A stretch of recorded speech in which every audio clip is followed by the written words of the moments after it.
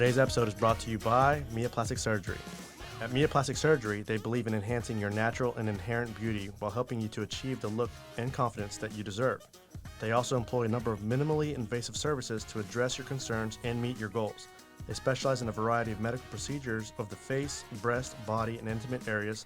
Dr. Fee Nguyen, known as the Pageant Doc, is the official aesthetic sponsor for Miss USA, Miss Texas, and Miss Houston. Welcome, ladies and gentlemen, to another installment of The Dumb Show. I am Omar Marcos, your host. Today, I got I don't even know how to introduce this guy, really. Why? You asked me that, and I was like, I don't know. He said just to say his name, so Andy Riggs, ladies and gentlemen. Yeah, there you go. I mean, nobody knows who the heck I am in Houston right now is the problem. So unless we're going beyond Houston, maybe. Well, let's change that, right? Okay, so here's a little prehistory to Andy. Andrew Riggs? Andrew, when you're my mom and you're mad at me. Okay, so I'm definitely not your mom. No. But I probably could be mad at you. But could be. we have not established that history yet between us yet. Yeah, just Riggs is fine. Ladies and gentlemen, Riggs from Yeah. 93Q Country. 93Q Country. So hold on a second. Before we even get started, I just want to say a little something and congratulate you because the Academy of Country Music Awards Yeah, they nominated our station. just recently made a lot of nominations. Yeah. And, of course, KKBQ. Radio Station of the Year for a major market. Yeah. KKBQ Houston. That's pretty awesome. That's- Our operations manager is really into it, nominating us for awards and submitting for those. So he knows what to do and how to submit for those and how to pull the best stuff that we've done, because they aggregate everything you've done throughout your radio station history for the year. Like they look at community involvement, music, listener engagements, events, promotions, marketing, sales, all of that. They put it all together. It's like the Oscars. You can make an Oscar pitch. Yeah, exactly. For your movie. For radio stations. Well, so they make a pitch every year, and you send it off to the ACMs. Just there's the ACMs and the CMAs. There's so many different country music awards, but we got nominated, which is super cool. Yeah. So congratulations, first and Thank foremost. you. I didn't do anything for it, but thank you. You're part of the family now. I am now, yeah. That means that you're part of the award being nominated. Yeah. I, ironically enough, took a look at the other nominations, and I saw that Milwaukee is also. Now, is that your former? WMIL is nominated too? Yeah, for large Good market. for them. I love them. I used to work for that radio station in Milwaukee, briefly, So Riggs comes from Milwaukee, but by way of Indiana. by way of Indiana. Yeah. So let's just talk about briefly how you got into the radio game and what that looked like. I wanted to do, like what we're doing right now, I wanted to do when I was 7 years old. Like I did this in my basement. Nice. This is what I always wanted to do, was radio. It's always been just something that interested me. Listening to music, I've always been a huge music fan, obviously love music, but then I would listen to the radio, and I always wonder what the DJs did after the song started. I was like, all right, the song is playing. I thought that same thing. What is he doing right now? Yeah. So I'd call, and I was like, what are you doing right now? He's like, I'm working. What do you want? I'm working. Leave me alone, kid. I'm like, no, what are you doing? Like, are you going to the bathroom? Are you looking up what you're going to talk about next? Yeah. So he would tell me, and eventually I talked my way into a radio station to see the behind the scenes and check this out. And it's fascinating once you see all the equipment, the microphones, It's a lot. computers, the boards, CD players, tape players, everything. It was the 90s, so we had tape players.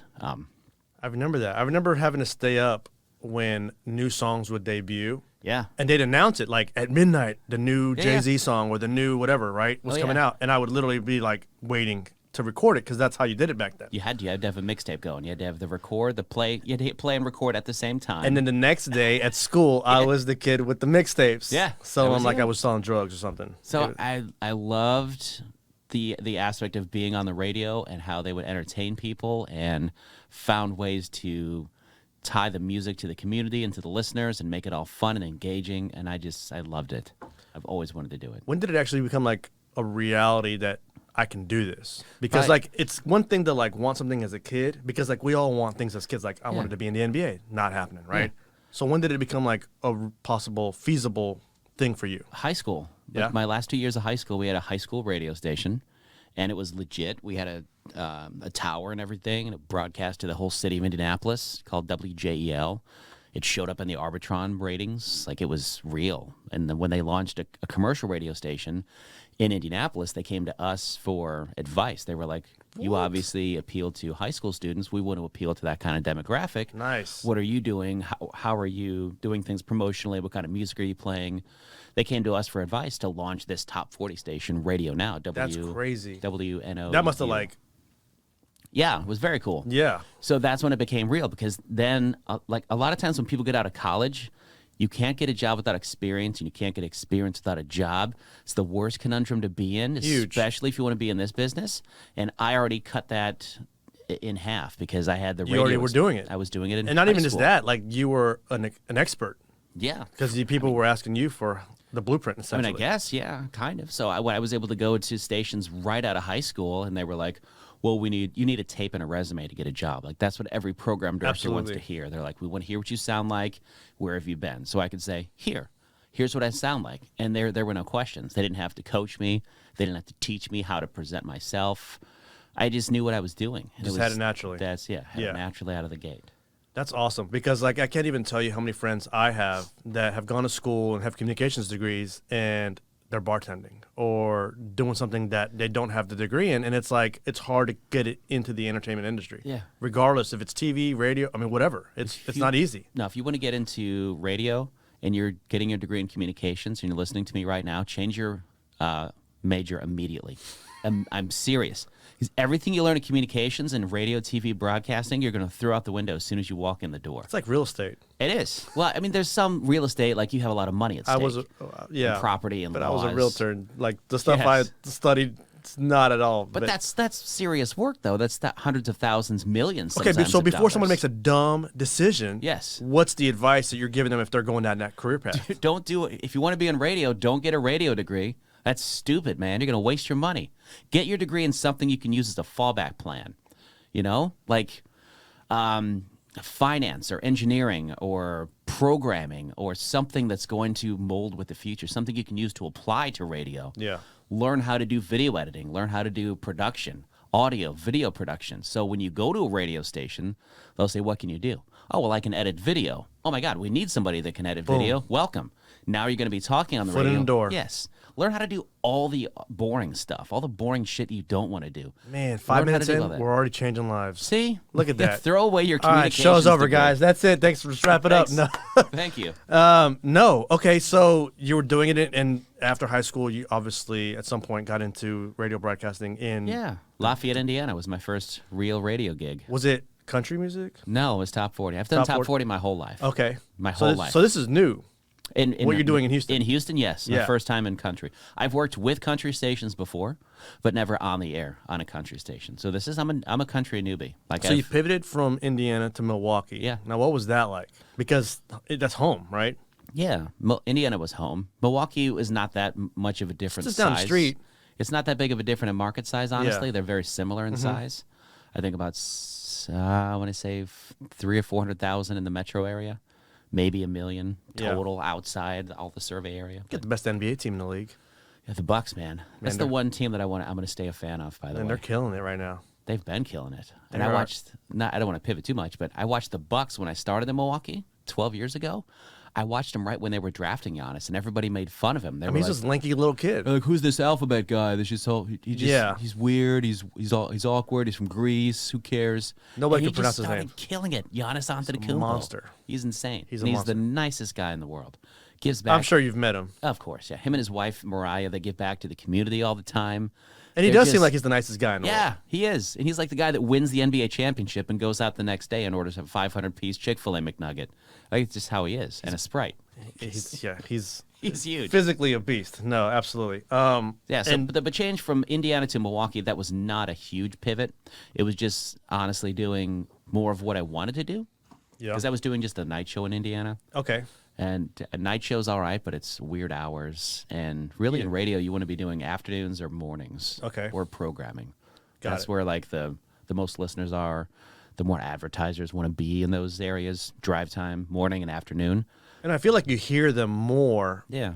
At nighttime, it's mainly music, and then every now and then they'll come on and say something. They'll Yeah, say and a that's by, blurb or two. that's by design. That's all radio Yeah. research and programming and how they do that. But really, you want to be in afternoons or morning. So I moved to an afternoon show in Okay. Milwaukee. Got it. Did that for 3 years. Did some imaging and production, which is everything we hear in between, all the production, all the stuff you hear between the songs. Yeah. I did all that for a country station in Milwaukee, the one we mentioned earlier, Yeah. WMIL. And 3 years of that, and then I got offered a morning show across the street in Milwaukee at the other company, and my contract expired, so I was able to walk across the street and go from the afternoon show to a morning show, That's huge. which is huge. Huge. That never happens. But I was negotiating in good faith with my current employer, and I was like, look, I want a new contract. Yeah. They said, we can't give you a morning show. And I said, well, the station across the street can. My contract Now, does that expired. happen in radio a lot? Because No. as far as I know, I'm guilty of not listening to too many different radio stations, but here in Houston, there's a few, and it seems to me that the on-air personalities have been on there since I was in high school. Yeah. It seems like it, because it doesn't seem like there's a lot of shift. So this must have been huge for you to walk into a large market and then get a morning show. Yeah, absolutely it was. In Milwaukee and here in Houston as well. When I was in Milwaukee, I did another 10 years on the radio at the Top 40 station. And that was an experience. I built a huge brand there. It was already a pretty well-known station. It was kind of like KRBE is here in Houston if you live here. It's kind of like it's been around forever. Everybody knows what it is. Yeah, it's the big one. Yeah, it's Kiss FM in Milwaukee. Everybody knows it. It's been around for 20-some years. So being on that heritage station was huge. I didn't have the greatest contract there, and I wasn't happy with that contract. And I got to a point where I was like, I had a lot of other things going on in life. Like I started my own nonprofit organization. We're going to talk about that in a little bit. Yeah, I'll get to that, which is not a dumb thing. It was a good thing. No, it's a great thing. I saw. So I really wanted to throw my head into that and my heart into that. So I was like, you know what? If I'm not happy with this radio contract, I'm going to ask for what I want. And I talked to my agent and I go, look, how do I get what I want? She goes, well, if you're willing to walk, that's your biggest negotiating piece. If you're willing to walk away from something, that's your biggest piece to negotiate. Nice. Because you hold all the cards. Of course. And I was with my wife. We don't have any kids. We're at a point in our lives where we've saved up money. I could take 4, 5, 6 months off if I need to. Yeah. We'd have to cut back on expenses. It wouldn't be easy, but you were smart with your money. Yeah, but we could do it. We could. So I walked away. They weren't going to give me what I wanted in Milwaukee, and I walked away. How on earth did you end up in Houston? I don't know, because Houston wasn't there when I walked away, dude. Wow. It was just me falling back and like betting on myself and letting God take the reins, and that's what happened. Take notes, everybody, because bet on yourself. I did. Know 100%. Your worth, bet on yourself, and have faith that what's going to happen is the way it's supposed to be. It did. And it absolutely did. Literally. And now you know me. Literally 2.5, 3 weeks later. I know, and I love you so much. Yeah. Like same. 3 weeks later, my agent called and she goes, what do you think about Houston? I was like, what about Houston? What do you think about doing a morning show in Houston on a country station? And I was like, oh, I mean, it's only the third biggest city in America. Right? It's 6th biggest radio market. It's huge. No big deal. So I was like, all right, well, maybe I need to give a major market a try. Maybe that's what my calling is to do. I've always wanted to work in a major market radio station. I didn't think it was ever going to be in the cards because these gigs, like you said, people stay in these jobs forever. They don't leave. Why would you leave? And why would I leave somewhere like this? I mean, unless it's just completely terrible, but it's great. I love where I work. So people stay in these jobs for a reason because they're valuable positions. And you become like part of the community. I mean, like in the most intimate way without actually being intimate. Yeah. Because people hear you every single day. I love that. I did that in Milwaukee. I was very involved in the community of Milwaukee. I love that city. I always will. It has a huge piece of my heart. So does Wisconsin. But just my employer and that situation that I was in wasn't vibing with me. Well, Indiana and Milwaukee, if you're listening, your loss is our definite gain. Well, thank you. I appreciate that. Now, how long actually have you been in Houston? December is when I moved in. Interviewed for the job in September.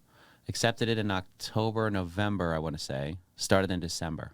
How did the family at 93Q take to you first coming in? Like, was it like kind of like, oh, here's an outsider coming in, or what? How was that? It was the complete opposite, dude.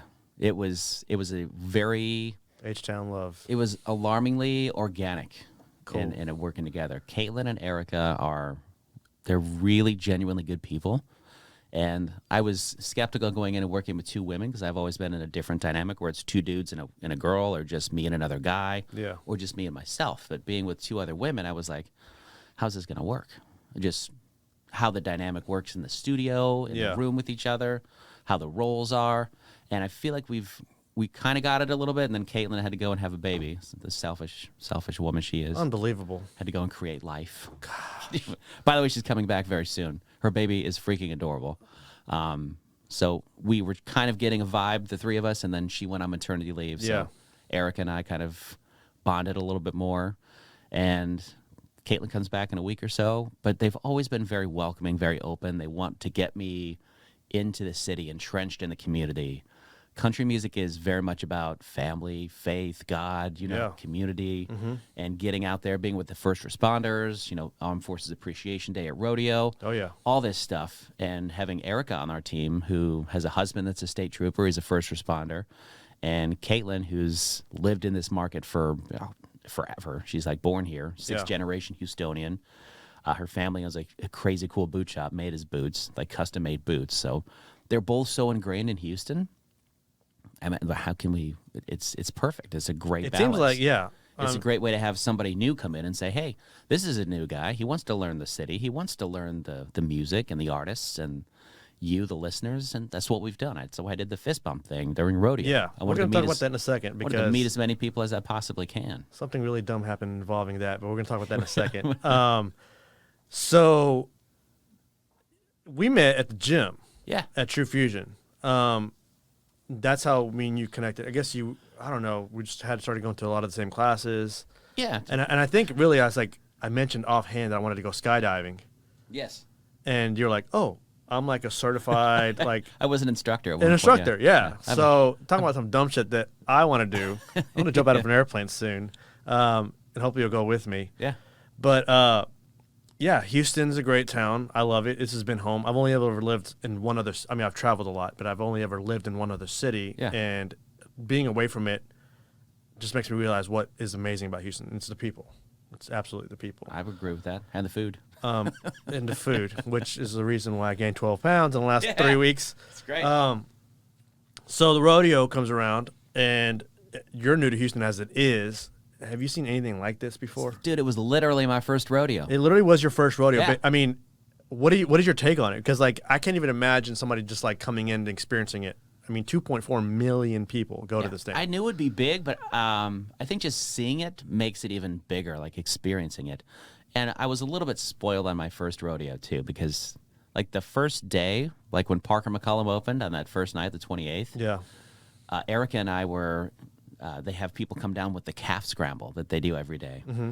And so I was able to get like back behind the scenes access of the calf scramble, and they brought us down behind in the arena, and I got to go and walk out like right by where the gates are, where the chutes are, the chute seats. Yeah. So I'm standing right there as a Bronco comes out with a cowboy on it, like bucking right in front of me, and I was like, this is the coolest thing I've ever seen in my life. It's awesome. That part was cool, but then there's everything else outside of that arena that you see. There's all of the artwork that these kids do, like they do pictures and quilt making and the raising and showing of these pigs and goats and sheep and everything, and like how much all these kids from all over the state of Texas come here and converge on this like 3-month celebration of agriculture, community, Western heritage, and it's an awesome merriment of all of that.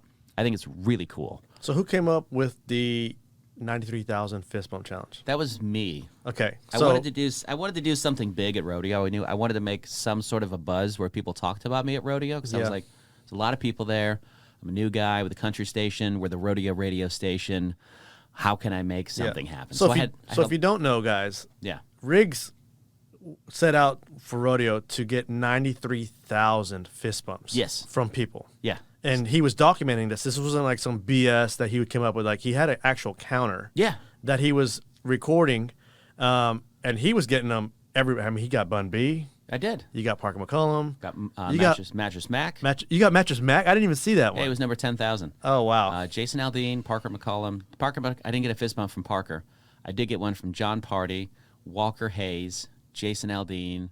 Luke Bryan was number 93,000. Yeah, he was. But you know, Cody Who else you got? Cody Johnson. Omar Marcos. I did get Omar Marcos. Yeah. What number were you? 50? 54,000 something. You were 54,000 something. Yeah.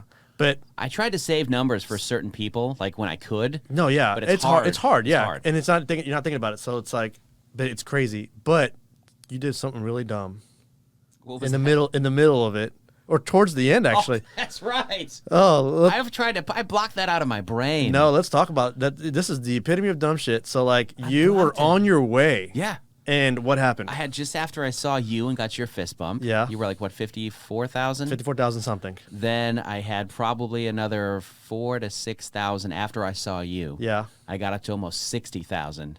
And I go to show my friend, Corey, who does our midday show in our suite. He goes, how many are you at? I was like, oh, I'm over 60,000. And I pull out the counter to show him.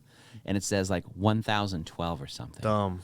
I hit the reset button. There's Yeah. 2 buttons on this counter. Start it over. I had to start the whole thing over. So I spent the next day and Just a half clicking. just like feverishly clicking to get me back on track with the fist bumps. Oh, man. Yeah, that was dumb. That was dumb. Pretty dumb. But I put tape over it. I learned my lesson. You learned. Are you gonna do it again next year? The fist bumps? I might. Because this year I wanted to do. I mean, it's a thing, man. Like people were like looking for you, and like like I people may knew do it like- again, yeah. And you know what I think is that the big names will remember, like, because they meet a million people, right? Yeah. They meet every radio station, every person, and it's like hard for them to remember, but they're gonna remember the fist bump guy. I guarantee it. Walker Hayes will. Like some of them will. Yeah, you're right. Um, Country artists are very good about getting along with radio stations, getting along with their listeners. They're very open to that. They understand that's what pays their bills. That's what butters their bread, and they're very cool about that kind of stuff. So that's another reason why I love being in country music. Let's get into some serious stuff, man. Oh yeah. Yeah. Well, okay. One last light subject matter. You said you're adapting to a new city has been like one of the biggest hardships and stuff. Like, Yeah, it what do you always is. feel has been the biggest challenge for Houston? Just learning because the- it's not just you involved. You're married. Yeah. So how does that affect your wife? She can work from anywhere in the country. She works for a record label. Okay, So as long as she has an airport, she can work from wherever. right on. And her bosses were like, Houston has 2. You're fine. Go. We do Do that whatever too. you got to do. So she works from home. Nice. So the How's she biggest- digging it? She loves it. Yeah? She loves the weather until summer comes. I'm sure that's going to suck. You guys are gonna melt. Yeah. It's pretty bad. But it's so cold and gray in Wisconsin. Like the summers are beautiful. Yeah. And snow is beautiful for like the first day. But it grinds on you. The gray, it really seasonal effectiveness disorder Cars is so filthy every 5 seconds. yeah. But seasonal effectiveness disorder, SAD, is a real thing. It's a real thing. It's a real thing, and it hits you bad in the Midwest. Like that's like you see like mental health issues and suicide rates are higher in like Oh, those, yeah, those absolutely. like rural areas, especially like farmers and those types of areas where it's really dark and depressing. Like it gets sad in a lot of those areas where people are alone. They don't have anybody to turn to. You don't have access to therapists and counselors. I was watching this movie on probably Prime. I can't remember what it was, but it's about this teacher that moves to, I think, Alaska, to Okay. some small town, and he teaches lacrosse. But at the beginning of the movie, it said, this town has the highest teen suicide rate in the United States. Wouldn't doubt it. So, yeah, this is a real thing. And then that's part of the reason why you started, Hardhead. yeah, talk about that. Because, you started this, right? Yeah, it's a 501c3. I'm doing the 990 paperwork for it, like as we speak. I have to do my own taxes. It's great. I decided to start, and I lost my. And you're uncle- wearing it right now, by the way, guys. Yeah, it's all my So, stuff. Yeah. I lost my uncle Rick, my mom's brother, to suicide in 2017 in July. And I remember it very vividly because I got along very well with my uncle Rick. He wasn't like Robin Williams funny, but he was to me. Yeah. But he had that kind of persona. Very funny, very outgoing. You wouldn't think anything was wrong on the inside because on the outside he's got a beautiful job, worked at PNC Bank, high-ranking official, PNC Bank, 3 beautiful kids that all go to LSU, UT Knoxville, Boston College, beautiful wife. My Aunt Mindy's gorgeous, like a knockout blonde bombshell wife. You're like, what does this guy have wrong? Yeah. But on the inside, he had so much going Can on never tell. that he didn't talk to anybody about it because he's in that average group of men from like 40 to 60, like the boomer age, and even older millennial men now Yeah. are just really bad at talking about their emotions and their feelings. Some of them are a little more evolved. Why do you think that is? Because we're conditioned to it as men. We're conditioned to push everything down, and everything's supposed to be okay. You're supposed to bottle it up. carry the weight of the family. Yeah. be the provider. You're out there, the hunter, the gatherer. It comes back from like caveman days. Like men always did all of that. That was the role of a man, and you weren't allowed to show weakness because if you did, it could mean the difference between life or death. Yeah, is what a lot of people were told. That's ingrained in us. Yeah, it's just the way that men were ingrained in their culture, and men don't talk to each other because they use words like, "Oh, you're being a little bitch" or "a little pussy." Yeah, which they always use female words to describe a weak man, which not only degrades the man, but it also degrades women as well, because now you're saying that women are inferior or I weak think as well? women are far superior to us. Oh my God. In my opinion. Dude, you can grow a human inside of you. Inside of you. Put it out like... You win. It's not even an argument. Not with me, at least. No. But losing my uncle to suicide was a real shocker to me. Yeah. And it shook up our family. It destroyed our family for all intents and purposes. Suicides will do that because you don't have answers after a suicide. You just don't. You don't know. It's not like you can't rationalize it like you can rationalize somebody dying in a car crash a little bit. Well, you know why it happened. Yeah, you can rationalize somebody dying from cancer, liver disease, heart attack. There's just so COVID, many questions. Anything. Yeah. You're like, okay, it was sad. Even murder. You're like, okay, somebody was killed, but it was a crime of passion or a crime of stupidity. But you know why it happened. Yes. With suicide, you don't. You just can't don't. go You after. just don't have any answers. Can't answer. Then I lost 2 more friends to suicide. Oh, man. 2 more within like the next year. And that like really amplified my discussion about men's mental health. And I started my own podcast, and I wanted to talk to men about mental health because it's a problem. Clearly. It is a problem. We just talked about it. And then I was realizing that a lot of people aren't going to therapy. And there's 2 reasons people don't go to therapy, I found out. Number 1 is because of stigma. Because, again, it's like admitting you have a weakness if you go to therapy. Because there's something wrong. Like, there's a problem with me. I have cancer. I have liver disease. I have something wrong with me. Yeah. So that's why people won't go, number 1. Number 2 is the cost. Because our mental health system is it's a dumpster fire in this country. It's terrible. The way that the healthcare system, and especially the mental health care system, is built in our country. So I was like, so if you can eliminate the stigma of going there by talking, that's easy to do. Just talk about it, normalize it. So what do we do about the cost of mental health care? How do we help people get access to it financially? So that's why I started Hearthead. I was like, there's no organizations out there that just will pay for your mental health care flat out. And that's what we do. There's other organizations like you'll find them in, I'm sure Memorial Hermann has them here, different healthcare providers. They'll have like an angel fund that you can like apply for, and you can get grants that'll help you pay for your therapy and your mental health care. But usually there's a lot of hoops to jump through, a lot of red tape, a lot of paperwork, a lot of reimbursements. And in some cases you have to pay it back. And why? Yeah. Like it just doesn't make any sense. If you're already suffering, you're already in a rut, and you don't have money on top of it, now you can't get the help that you need because of that. It just snowballs into an effect, and it can lead to things like serious depression. It can lead to a suicide. It can lead to a school shooting. It can lead to any of that stuff, Yeah. dude. So, like, where do you think the breakoff is with Paul? Like, why is it political in nature? Is it red tape with the companies and the insurance companies? It's been broken since like the 40s, dude. It's always been a mess. Anytime we've ever had if somebody gets in a car wreck and gets their arm injured, yeah, that's covered by insurance. Why can't we get mental health insurance? Like, what's the biggest pushback? It's just been a pushback it's been stigmatized since the 40s when people used to be put in asylums and things like that. Yeah. They were just, if you had a mental health condition, you were just shoved to the crazy. side. Yeah. They put you in a padded room in a straitjacket. And that's the way mental health care has always been treated in this country until probably, I don't know, maybe the 80s, the 90s. Because it was just another thing. It was an afterthought with everybody. Yeah. It was like, oh, I'll deal with that later. That's my mental health. That's fine.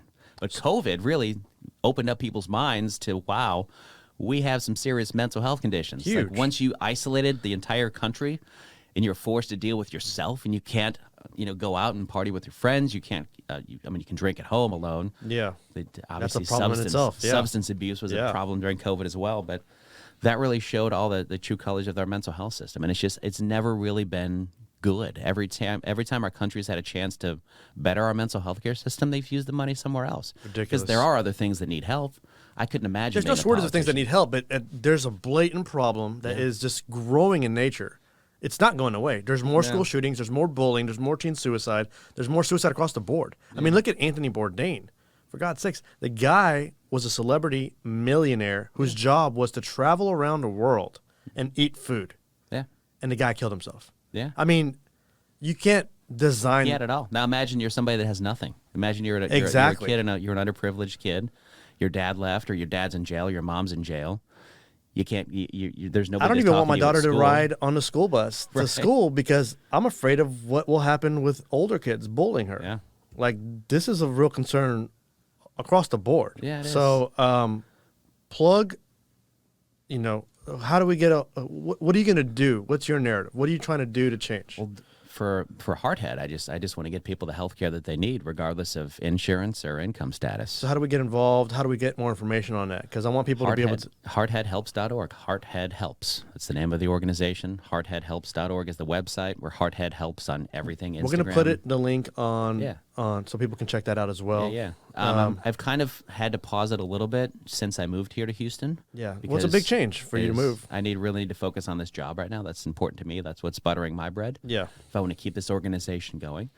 But I am doing a fundraiser back up in Milwaukee in June. It's called Meat Fest, the second year we've done it. Meat Fest, no vegetables allowed. It's a barbecue cook-off competition. It's great. It's like every day here in Houston. I know, it's great. So- I was taking all these ideas from the World Barbecue Championship. I was like, what can we do at Meat Fest to make it better? So you can get involved that way, but you don't have to donate to our organization. I mean, you can, but be an advocate for mental health. Like, sign up to be a field advocate for the American Foundation for Suicide Prevention, and you can send letters to legislators and Congress people in the state of Texas and around the country and let them know that mental health needs to be made a priority, that people need to enforce something called mental health parity, which is a law in the books that says insurance companies can't charge more for mental health care than they do for physical other health care. But they do because nobody enforces it. But there's a law saying they can't do it. And that's why it's so fucking expensive. It's insane. I've helped people pay for therapy that they have a therapist and they're asking for $275 an hour. An hour. And now I'm not saying that they don't provide a valuable service, because therapists and counselors and But it psychologists, shouldn't be that way. they go through a lot, but they bill that much because they know they won't get reimbursed that much. So they'll bill the insurance companies $275, but the insurance companies only reimburse them like 40% sometimes. It's shit, dude. It's terrible. Yeah. And it's illegal. They're not allowed to do that, but they do it, and there's nobody to enforce it. So I started this organization to help people that just need to get the therapy access. They just need to see a therapist for 6, 7, 8 weeks.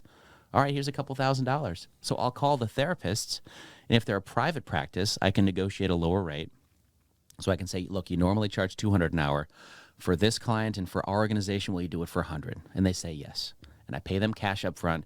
They don't have to deal with red tape, billing insurance. They just get paid for their services, because I don't want them for handouts. A lot of people have said to me, they're like, why don't you get therapists to just donate their time? And I go, I don't want to. Because they have to make a living too. They're not a charity. I'm Yeah. the charity. I should be the one. I should be the branch and the bridge between the client and the therapist. And I have to be very careful not to violate any HIPAA violations or anything like that. No, of but course. I just need to know, what's your name?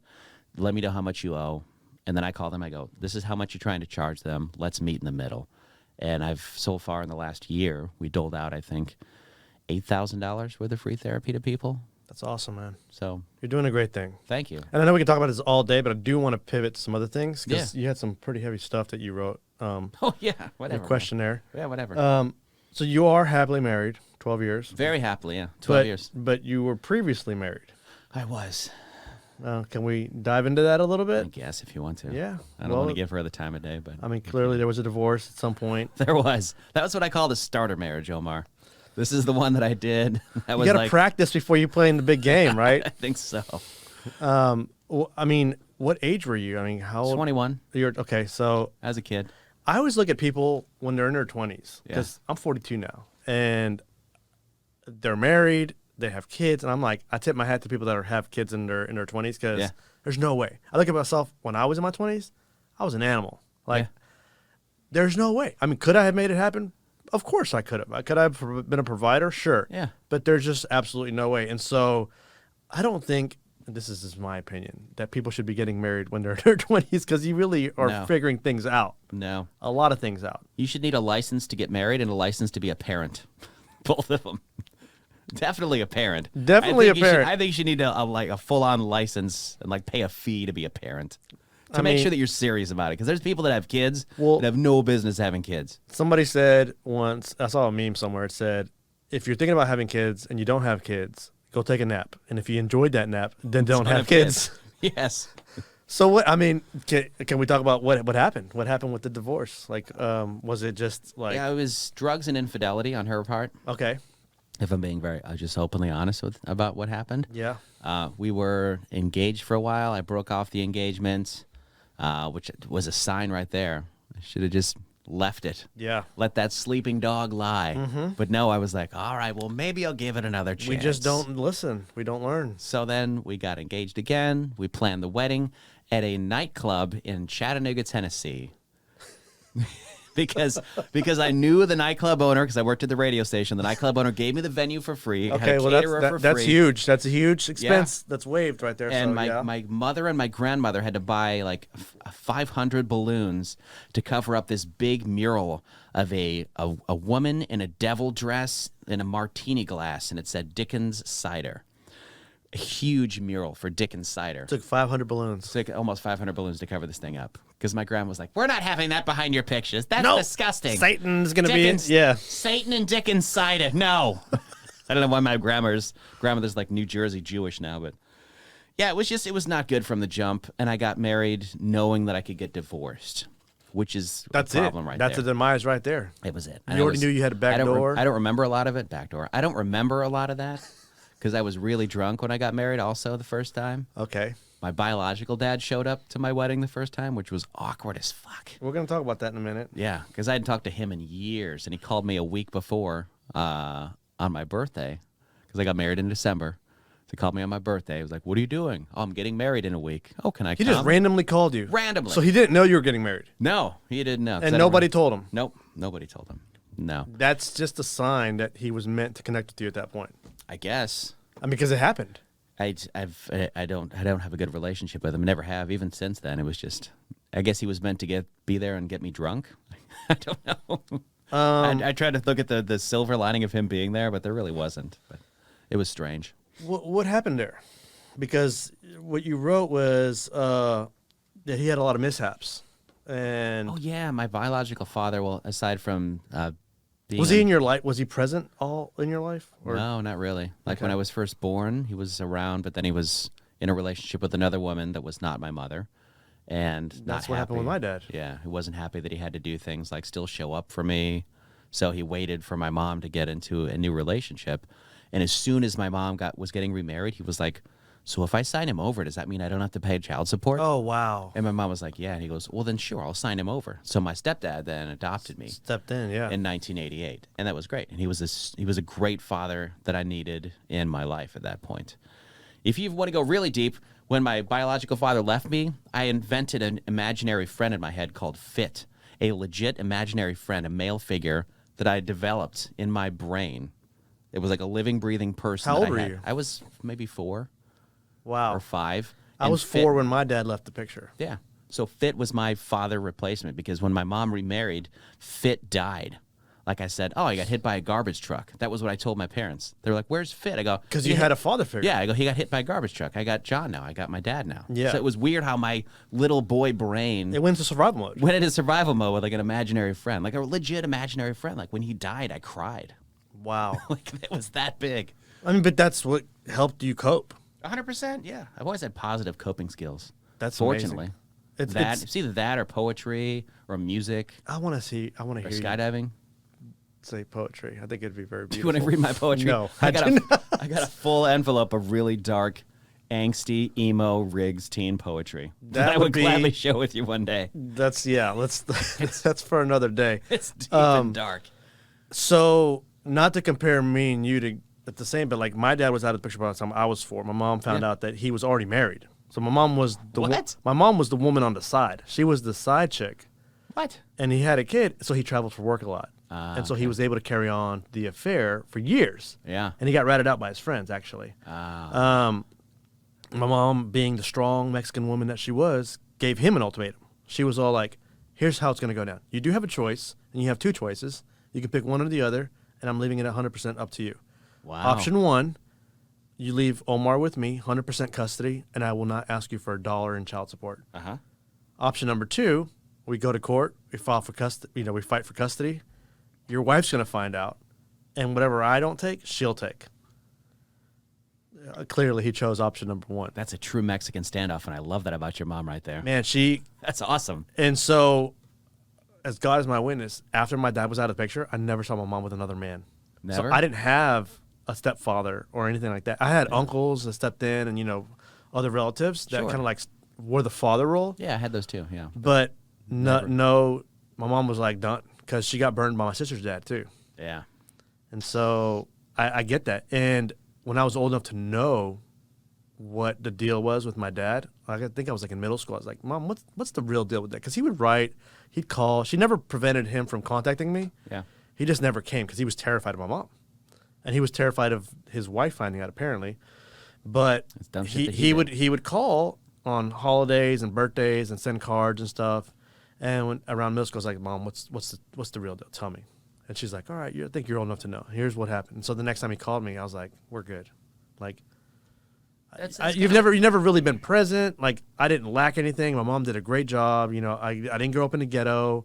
No, so you and I have a lot of commonalities in that. And he, my biological dad, also popped in and out.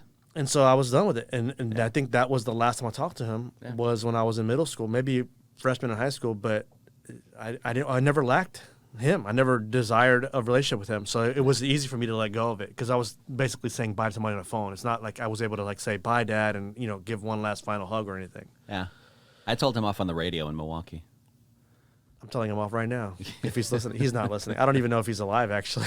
He kept popping in and out of my life, and then finally about 7 or 8 years ago in Milwaukee, he called and said, hey, I'm coming up to my son Jonathan's graduation in Chicago. One of your siblings. One of my half-brothers. Wow. So he was coming up to see my half-brother for his graduation and wanted to maybe see if I could squeeze in some time while he's up there for his other half-brother's graduation. Yeah, of course. And by the way, you've got 4 half-brothers that live in Wisconsin that you didn't know about. What? You just didn't tell me about 4 half-brothers that I didn't know about? Do you have relationships with them? Yeah. He's got other kids. But do you know them? Not really, no. I have a cousin that lives here in Houston. So my dad's brother's son lives in Houston, Jonathan. You just pulled off a Spaceballs move. I did. Say that one more time. If you didn't catch that. My biological father's brother's son. Which makes us absolutely nothing. Okay, stepdad comes in the picture. Yeah. Right? That seems fine for a while. Yeah, they were married in 1988 for 30 years. Okay. And then something bad happened. Something dumb. Yeah, something dumb happened between them. I don't know exactly what, but I can put the pieces together. Yeah. But I'm a grown man. So. But are you? I don't know, maybe. Not really. I work in radio, so no. I do this for a living. No, that really hit me hard too when my dad and my mom broke up. Because that was a 30-year marriage that I idolized. Yeah. And I always put him on a pedestal as well. So to see him fall like that, I was like, because he stepped in when you needed it. Yeah, he did. And he was a great father, man. I'm not going to discount any of the stuff that he did. He raised me very well. He's a great father. He was always there for me. He taught me like all the stuff that dads would do, like baseball, riding a bike, all that stuff. Yeah. He was great at that. He was just not a good husband. But he wasn't my husband. He was my dad. So in the dad department, he was fine. He was just a bad husband to my mom. That was me. And that's what bummed me out. I was a bad husband. But I'm a great dad. Yeah. And Well, it's good that you can own that, though. no, I absolutely own it. Yeah. Like I told people in the first episode that I wouldn't mention stuff that happened in my marriage, and I'm not going to, but Yeah. I can honestly say I was a terrible husband. Well, if it's you, and if you're going to say something that's not true and something to shift blame, I would steer away from that. But if there's something that genuinely happened, my ex-wife putting all of our money into her nose and sleeping with her ex-boyfriend, those are the kind of things I can say because those are truths. Yeah. You're not going to slander somebody. Yeah. It's different. And yeah, so We all make what's mistakes, next, though. man? Like what's it seems like things are going great here. Yeah. Yeah. Now I'm just going to learn the city. I just want to ingratiate myself in the city, learn the community as much as I can, make the biggest splash that I can without being an ass. I don't want to be. I'm not a shock jock. I'm not like Howard Stern type stuff. No. This is not how I You're am. freaking hilarious though. Like Thank you. Like I can confess I don't listen to much radio, but like I watch your stories. Thank you. Bro, you're hilarious, right? Thank you. So I can't imagine have what it'd be fun. like to. You know what? I'm going to listen tomorrow morning. Thank you. Oh no, you're not on tomorrow No, morning. I'm not on. I'm off You're, this week. You're off a week because you had the whole 3 weeks of the rodeo. Yes. Of the 19 or 20 days of rodeo, I did 16 of them. Yeah. It was a Wow. lot. Plus the 3 days of cook-off before. So it's 3 days of cook-off. Yeah, it was a lot. So what's the next big thing you're looking forward to in Houston? I guess Final Four's coming. Are you guys going to do anything for that? I got to go to Boston for a wedding during the Final Four, so I'm not going to be here man. for that. But I am looking forward to. I think the next thing I'm going to do is 93 Days of New, where I'm going to try 93 different things every single day in Houston. If it's a restaurant. Have you already if it's- identified what those 93 things are? I have kind of sketched them out in my brain because I Yeah. want to do theme weeks. I want to do like a Mexican restaurant week and like a want shopping in. week, I want in on the Mexican restaurant a week. museum week. You and Erica will have to fight for that because Erica's Mexican too. But I would love that. Absolutely, to have people like you and her and anybody help me with this. Yeah, I got you. Finding Mexican restaurants, finding places to shop, finding organizations that I can donate to and Okay. volunteer. Yeah. You know, and just kind of expose those to Houston because Houston is such a huge city. It's an hour away from Houston. That's like Houston is an hour from Houston. That's the joke. People don't realize. I know people that lived in Milwaukee, Wisconsin for their whole lives, like 20, 30 years, and didn't know about certain places. So I can only imagine people that have lived here their whole lives that probably don't know about a lot of places and Yeah. things to do. So There's a I lot want of to, stuff. in me learning the city, I hope that other people learn the city with me over this 93 days, and then we'll kind of learn it together, and I can become a bigger part of the community. Yeah. And I think in my brain, and our sales manager pitched this to me. I don't even know if I'm allowed to talk about it, but I don't care. I think every single place that I go to, I want to collect something, Okay. like a certificate, 5% off, 10% off, or a gift certificate or something, and then give it all away at the end to somebody so they can go to all 93 of those places. Nice. And have like all of these discounts at all these places. So I'll find like local small businesses, mom and pop shops, Yeah. bigger chains. Like I know there's some chains that are Texas specific, like Buc-ee's and Saltgrass Steakhouse and things like that. Don't go to Saltgrass Steakhouse. I mean, It was good. The second time I went. the second time. But there's a lot of places that people haven't heard of that I want to learn, and I want other people to learn with me. So So at Riggs Radio on Instagram. Yeah. If you guys got some suggestions for Riggs on Yeah. the 93 things to do, also just follow him because this shit is hilarious. Thank you. I appreciate that. And honestly, bro, like you're a good dude, and I'm glad we met. I know it sounds really like Hallmark cardish, but like when you meet people and you just know sometimes if you've met them and you know within 10, 15 seconds if you're not going to like them. And then on the flip side, you know if you're going to like them. Like you're just a good dude. I'm glad that we're friends. Thank And you. I'm glad that Houston has gotten to know you. And I'm it's just getting started. really anxious for you to get to know Houston because there's so much stuff for you to do here. There is. Same, man. I mean, I've been to Galveston. I've been to Katy. I need to hit like Sugarland and Pearland. I need to hit Baytown and all that stuff on the east side and that whole coast of Texas. Yeah. Still need to go up north and hit like the Woodlands and Cypress area and Spring and Conroe, and I want to explore it all. You got to do like, ACL and, South by Southwest too. It's not a Houston thing. It's an Austin thing, but it's Yeah, I like, know, it's that's too. part of being here, Yeah, part of Texas culture. I Part of love it all. Texas. I want to make this a home now. So Yeah. Well, it's a great home and we're glad to have you, man. glad to be here, man. Thanks for having me. And you didn't you he didn't think I could fill an hour? I was How like, long have we been talking? well, I mean, this is what we're really gonna start talking about now. Really? Oh, good. No, We're we're not just done gonna yet. Let's start. keep We're gonna going. start. No, Let's keep going. but we got to have you back again. Maybe Sure. after the 93 challenge. Yeah, the 93 days. Yeah, 93 days and to do. again, thanks for coming on the show. I know you're a busy guy, getting to know the city and enjoying your vacation, much deserved vacation. So appreciate you being on here. Thank you. And that's it, guys. Another episode of The Dump Show. Thanks for tuning in. If you're watching on YouTube, please subscribe, give us a thumbs up, leave a comment. Tell us any topics you guys want us to talk about for the next shows. And we'll see you next time, guys. Thanks again for tuning in.